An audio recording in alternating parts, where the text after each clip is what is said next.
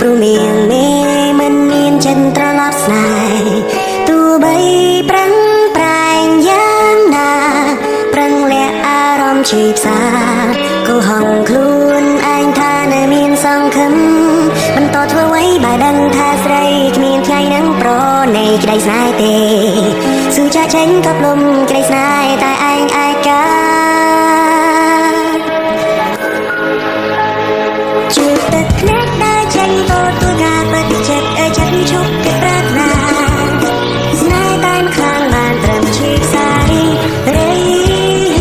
ស៊ូដើរចេញនឹងចាំស្នេហ៍ឯកាជាបាចំណែកបេះដូងដែលព្រះចាទោះបន្តក៏គ្មានន័យព្រោះបេះដូងស្រីគ្មានរូបបង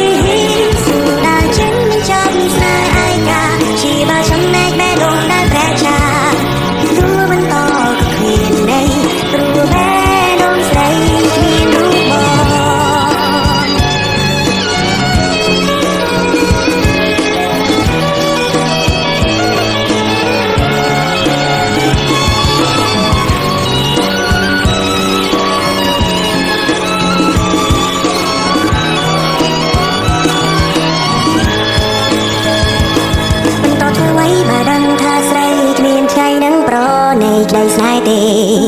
ស៊ូចាក់ចេញកប់លំក្តីស្នេហ៍តែ